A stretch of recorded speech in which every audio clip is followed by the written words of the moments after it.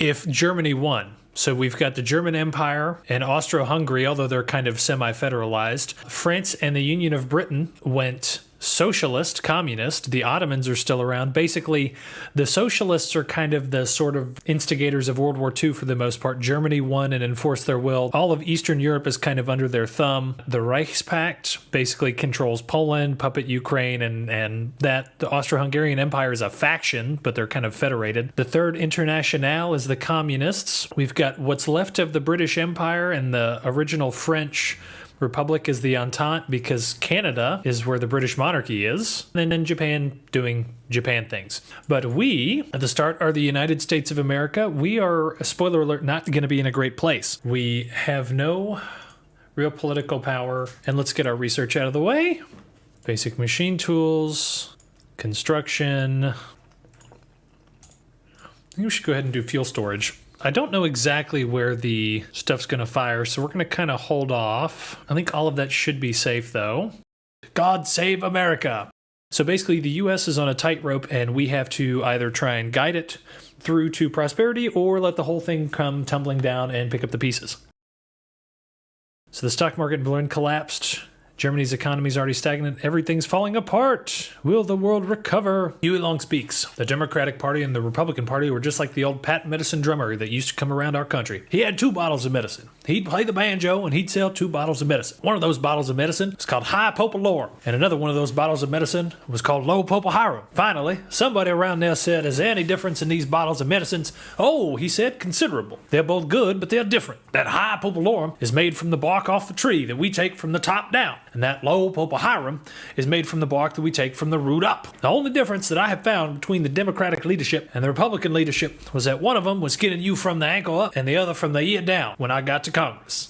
Garner-Wagner bill fails. Everybody gains political power except the mainstay of the government. No. MacArthur makes an address. Broadcasting from New York City, Douglas MacArthur gave a radio address this 4th of July that denounced the violence between radicals and promised the American people that the military was more than prepared to restore order. Well, this is all in good. There is the issue that MacArthur did not even alert the president that he would be speaking to the nation. Charles Curtis is infuriated, but others in our cabinet clearly admired the MacArthur clique and his ability to reassure many establishment figures that he can restore order to the nation. Nonetheless, this cannot be a good sign for democracy, but while MacArthur has too many followers in our military to fire, we could reprimand him for whatever that's worth. We're going to reprimand him. MacArthur speaks to President Hoover privately about a contingency plan called War Plan White for dealing with possible armed uprisings of U.S. citizens. The plan would call on MacArthur to take the emergency action to protect the country and re-erect old barricades in Washington, D.C. This plan can be engaged even from outside D.C. at the Washington Arsenal. While this plan has obviously not been made public, we at least have it as a contingency if the radicals enact one of their revolutions from within the government. MacArthur went on to request permission to hold New Mexico, which he has seen activity from the Klan and the Minutemen, but some in the cabinet are nervous about empowering MacArthur further, fearing he's abusing his authority. Grant him support. Must be stable. All right, the election. Do you want to nominate the Republican? 1936 presidential election. We're going to nominate Charles Curtis because he's been our boy. The Socialists contest the election results. I want to see if Curtis is even going to survive, if he's going to have a heart attack. Presidential inauguration. After his election, Curtis addressed the nation. Reinvigorated with his unlikely victory, Curtis boldly strides into the White House amidst protests from both the socialists and hardliners with the promise of fixing the economy, restoring national brotherhood, and preventing political violence by any means necessary. Whether the rest of the nation would listen to the message was another story. William H. Murray has given a speech that will not stand for a government that is overthrowing any semblance of the original American Republic. While rigging elections to assume the established elite can never be removed from power, on behalf of the old Democrats and all fellow true-blooded Americans, he declared a formal revolt for liberty, morality, that would finish with the flight started by Wilson and finally put an end to the Red Threat. So, the disaster has begun. We have to choose if we're going to play as the new Southern Revolt or the Republic. So we're going to stand by the Republic. And the socialists have just popped out. The compromise attempt has failed, and with its failure, America has broken. Bill Haywood today announced that the workers of America must take a stand against the reactionaries, and almost immediately a number of northern governors and virtually all Red Guard-affiliated militias declared their support for him. MacArthur and the Army removed Charles Curtis. It appears Curtis's time has run out.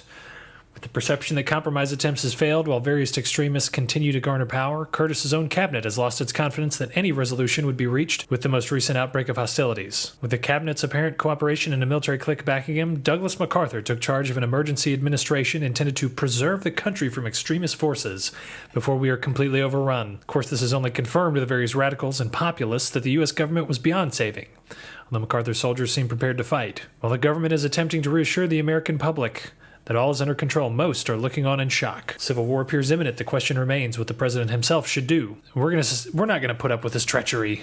Huey Long condemns the government. So basically, as soon as MacArthur takes over, everybody's breaking apart. So Long starts in the middle. We're going to stand by the Republic. Pacific governors declare emergency. The governors of the Pacific states have declared that MacArthur is an enemy of America alongside other anti-democratic demagogues that currently have not seceded from the Union, but instead desire the creation of a military force to counteract MacArthur's Eastern junta. California Governor Frank Merriam announced at the Sacramento legislature that if push came to shove, they would see proper democracy restored to the country by force. So we can stand by the government, we can stand by the Republic. Well, we've been playing as the Republic this whole time, not necessarily the government, so we're going to stand by the Republic and play as the Pacific states. So let's get some stuff in order first.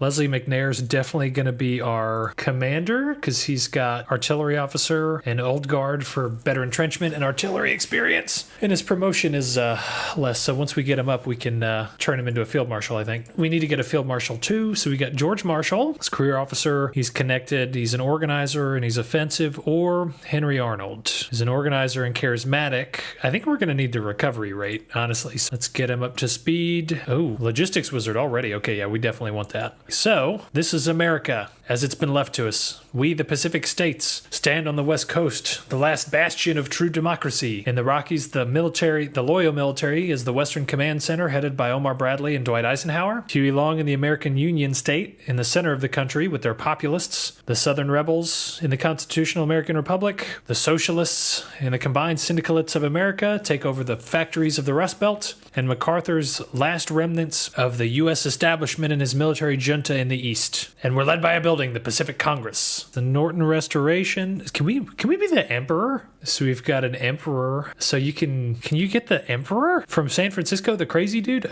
We might have to go for that. Howard Hughes or Walt Disney.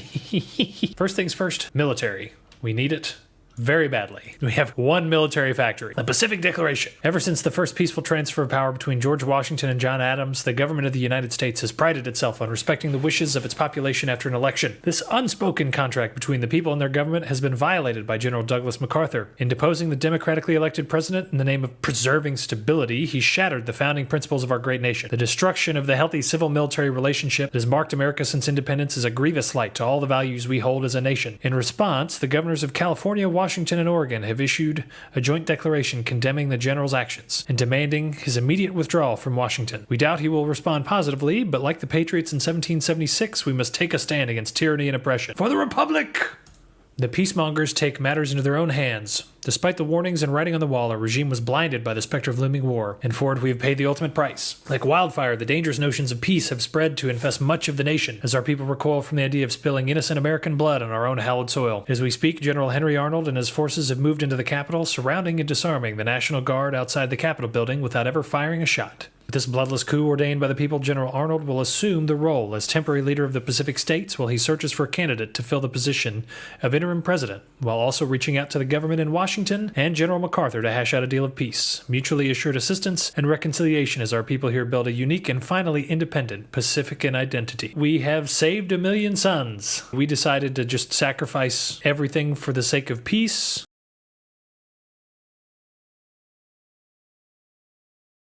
So now we're going to pick exactly who's going to be in charge of this new fancy Pacific Republic. So now we get to pick a flag. We're going to raise a new design, I think. Ah, yeah, we got the California bear. I love it. Oh my God, how many war declarations are there going to be? Everybody's at war with everybody else. Yay, yay, yippee, ki, yoop-a-doo. Provisional Government of the Pacific.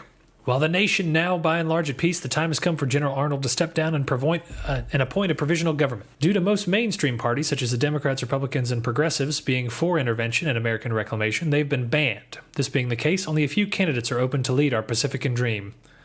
While all have their strengths and weaknesses, it remains up to the general to make his choice. Walt Disney is our president. Spontaneous protests spurred on by both the banning of nearly all major political parties and our decision to appoint such a political unknown as Disney to lead the Pacific has taken place nationwide. While peaceful at first, these protests quickly turned into riots when pro-secessionist crowds emerged to counter-protest. Already, the National Guards of California and Washington have been mobilized in key cities to try and restore order.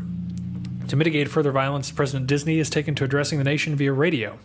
It is a difficult choice to make in his speech. He must decide whether to support the secessionists and keep the dream of an independent Pacific alive, or to break with them and work to reclaim America. So we get riots spiral out of control, or we get war with everybody. To just not not intervene, I think. So we're going to do that. We do have some military factories now. Good. So we need trains, we need support equipment, and we need artillery. Put the trains down here, put the motorized down here.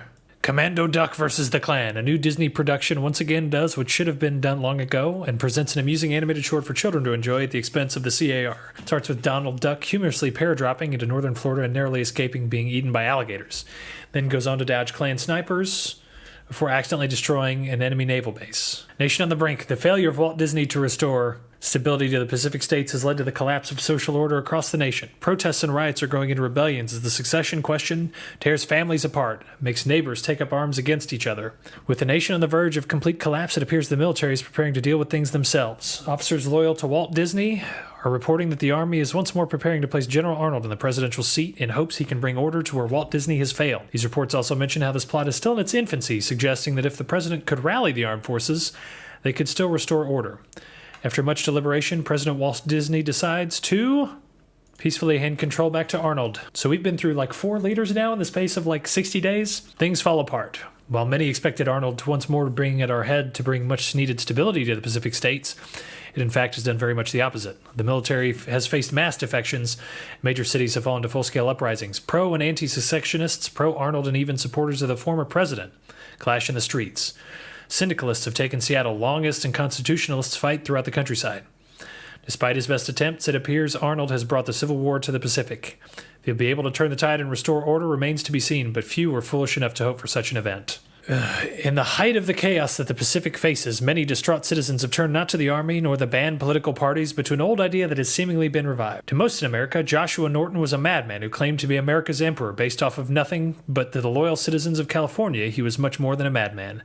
These unstable times, a massive amount of citizens have turned to Norton as a symbol of stability and unity. This idealization of Norton has turned into a desire to find Norton's heir and crown him as Emperor of America, just as Norton I, however, with an official title and coronation. In the stable past, this idea would seem ridiculous, but in these modern times, the idea of a monarchy has appealed to millions who have lost faith in the current system. I think you guys can see where we're going. Imperialists attempt a coup. The growing subset of the population that wishes to see a Californian monarchy has finally taken action. With the ineffectiveness of Arnold's government to restore order, the Nortonists have taken it upon themselves to restore order themselves. This has culminated in a march of thousands of Nortonists who demand that Arnold step down and allow the Imperialists to form a government. A few months ago, such a sight would be unseen and their demands absurd, but now this once fringe group has a legitimate chance at gaining power. Let the Imperialists take charge! Imperialists form a government. After Arnold let the Imperialists into Congress, a new series of laws were ratified at gunpoint. These new laws reorganized the Pacific government and replaced Congress with an imperial parliament and ordered the creation of an imperial regency council until a suitable emperor could be found. These laws were all approved by Arnold, who has sworn allegiance to the group.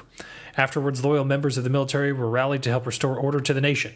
The morale of the army has never been higher, as stability seems to be just around the corner.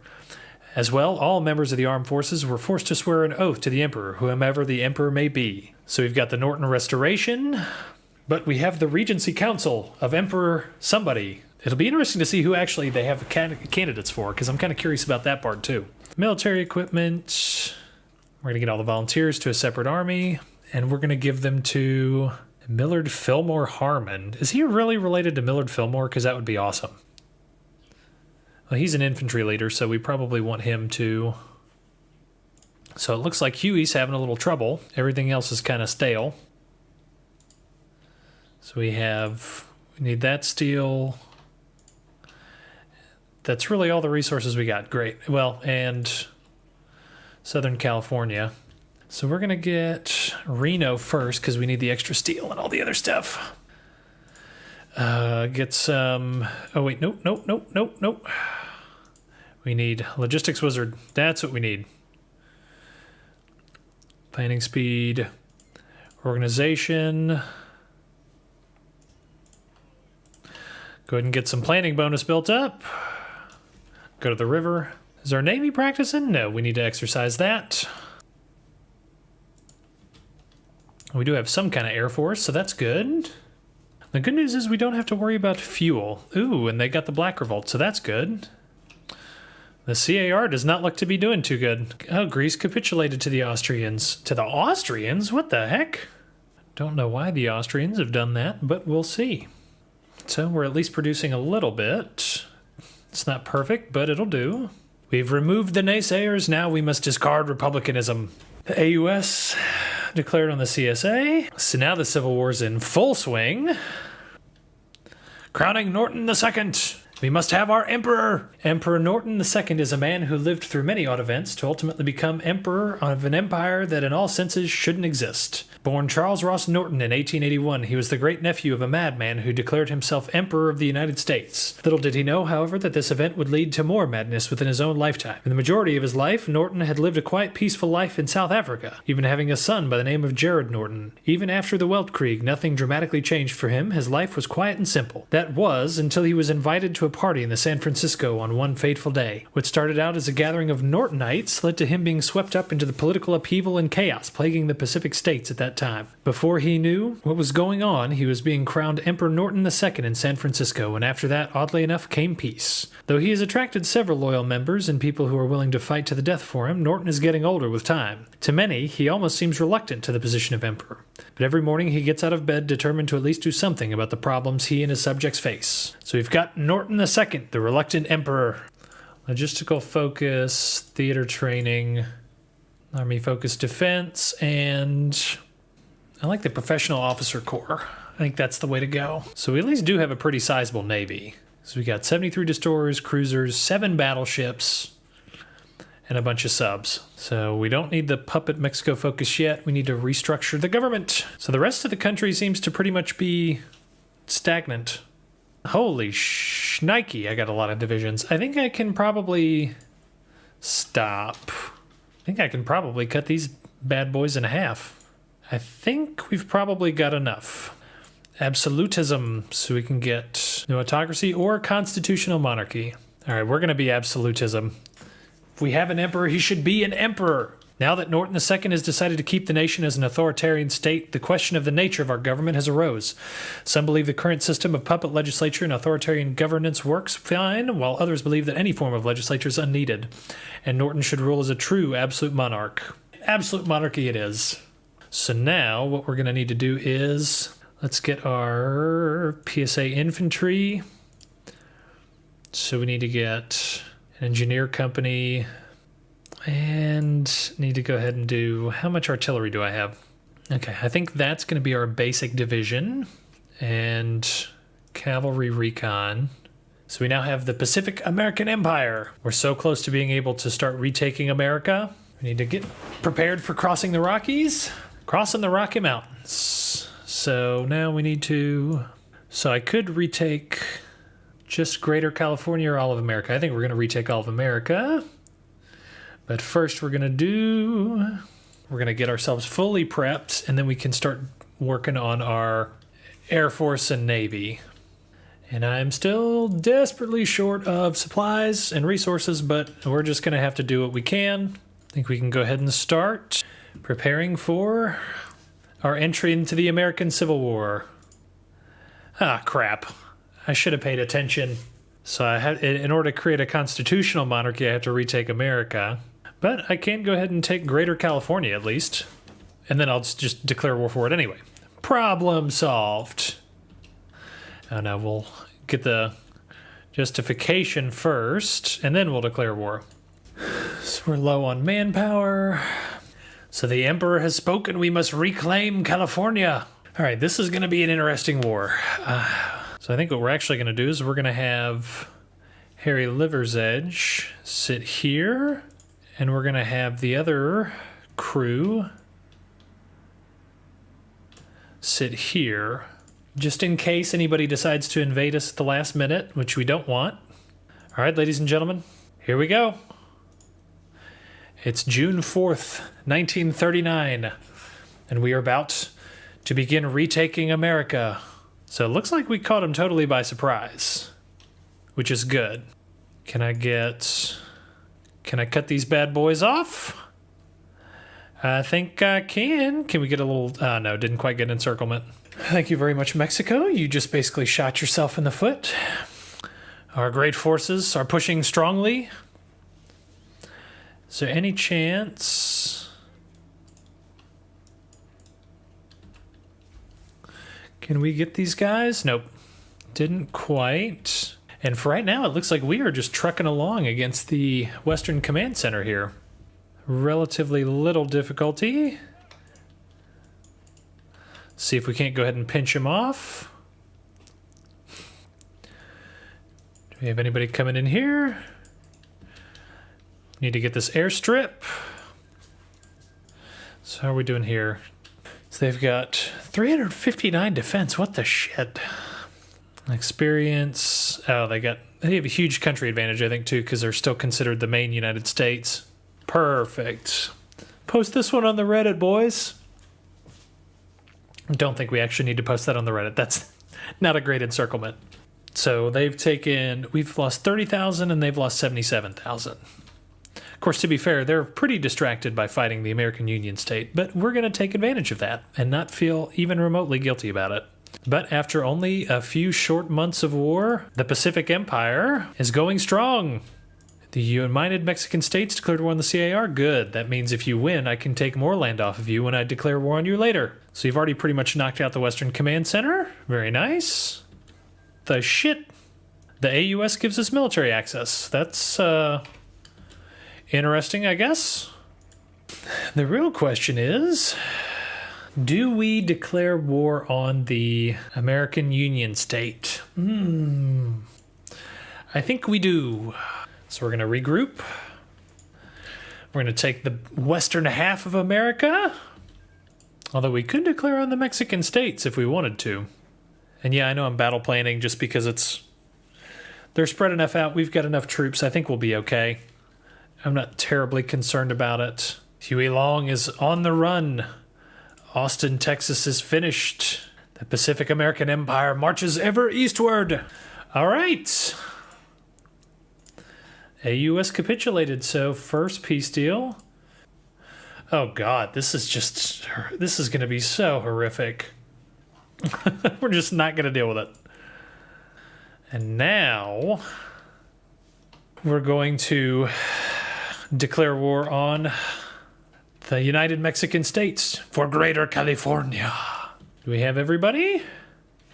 I think we do. Let's go ahead and go to town. Mexico City is ours. They couldn't stand a chance. The glorious Emperor Norton will lead us to victory. Ooh, big encirclement. And so cut off from the Navy. That should go. Ooh, just destroyed them. So the Mexicans have done 50,000 casualties, or we've done 180 to them. Perfect. So we're going to take Lower California, Sonora, Chihuahua, Durango, Coahuila, Jalisco. Our glorious Pacific American Empire. All hail the great Norton. We need to retake Core State, Eastern Colorado.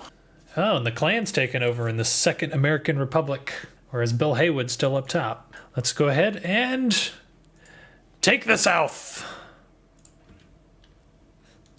If we can take one of these two tiles, we're literally going to cut off, I don't know how many divisions, but it's got to be a few. Come on, cut them off, cut them off. Now that's an encirclement I will take. And now we just drive to the east.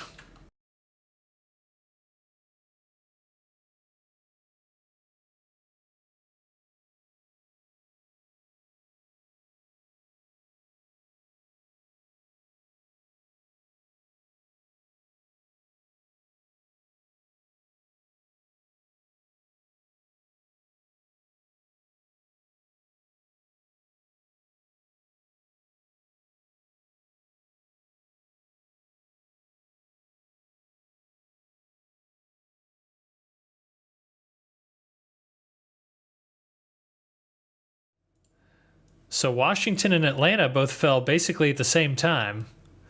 So we took Atlanta from the Southerners, and the Syndicalists have taken Washington from MacArthur. Now, time for the real fun. And we have one last major enemy. So we're going to go across the rivers. Go ahead and get that ready. This is going to be a defensive battle. Well, that ain't good. Oh, they got some tanks, that's why. Well, the good news is we're just doing all kinds of damage to them. They've done 36,000 casualties to us, and we're doing, I mean, they're paying dearly for everything they try to get. All right, this is turning into a much more interesting war. How's our war looking? Oh my God. We're looking like 10-to-1 casualty ratios on these poor folks. But like, they just can't push me. I mean, I have 1,100 defense, which is a significant part of it. All right, we're going green. See if we can do a little counter push. We really just need to be able to re-solidify some of our position. Come on. Stop. Let's see how quickly we can get that. The hell? I don't know why they did that, but we're just going to sit and hold it if we can. So we unfortunately have to go for a quantity army over a quality army, and I did not do that. How are we looking here?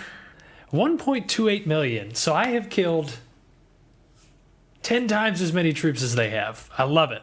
I do like seeing the all green, though. That makes me feel a lot better.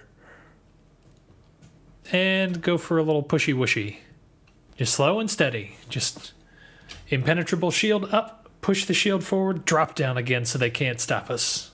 Probably should have gone after the syndicates first before hitting Mexico, but whatever. Here. To be fair, honestly, having the cores on it probably significantly helps our ability to get some manpower. Because we're pushing quite comfortably now. And what the heck, let's go aggressive. Here we go. Slowly but surely, we're cruising to victory. Ooh, Chicago's fallen. Is New York gonna fall? I don't think so. No? Maybe. 3 hours later. All right, come on. I want to get New York. I want to get New York. With the trick naval invasion for the memes. They may cap before they do it, though. Collapse of the American syndicates. And there we are, the great Pacific American Empire. The Second American Civil War, the bloodiest conflict to ever descend on the New World, is over. And as sobbing widows bury their dead husbands and sons, the Pacific American states has won as the last rebel holdouts are being taken care of by the National Guard. Even though the PSA has won, the loss that it had to endure will change the face of the nation forever. Most major cities are heavily damaged, hundreds of thousands are dead or injured, and the carefree, open mentality of the American people has taken a dramatic blow. God, look at the size of this empire. We just basically recreated, victory in the Civil War. We're the USA again. And Norton is still the emperor. Japanese emperor meets with Walt Disney. Traveled to Japan a few days ago as part of our cultural exchange program. Though Disney's political career was a failure, he's a talented businessman and animator, and the emperor was quite curious to see some of his work. The two apparently entered a room and watched Snow White and the Seven Dwarves with several of the emperor's closest advisors. Later, Disney was seen laughing with the emperor at dinner. It seems the meeting went well, and the Japanese emperor would like to adopt this style of animations in his own country, promising to hire animators of his own to emulate the American. All right, cool. Get some Shinto influences. We're slowly absorbing some Japanese heritage. A new anthem for America. My country, 'tis of thee, sweet land of liberty, to thee I sing. Execute the ODP leaders, for he is a wise and just emperor, and a charitable emperor. Now we have to deal with the syndicalist generals. Or execute all the supporters. We'll just do the leaders. Again, Emperor Norton II is a charitable emperor who will forgive those who were mislaid and led astray by more conniving and scheming masters. Let's restore some elections. Elections, I should say. All right, I think, ladies and gentlemen, that's where we're going to leave it. We've pretty much done the entirety of the tree for the American Civil War and Restoration. Our great United States of America restored from the ashes. Our great Emperor Norton the First, nephew of a madman, but the most charitable emperor the West has ever seen. It was a good run. And I think we're going to call it there. We're pretty much the hegemon of the world. If we wanted to, we could just keep fighting and take it over, but we basically already know that that's what's going to happen. So that's going to be this one for that. So I want to thank everybody for coming out. If you guys enjoyed watching, feel free to leave a like or a follow. My YouTube channel is also available. I'm trying to get back into posting that. Or you can follow me on Twitter, where I basically post never, but in the event that I ever do, hopefully it'll be very funny. And y'all have a great evening. Bye-bye!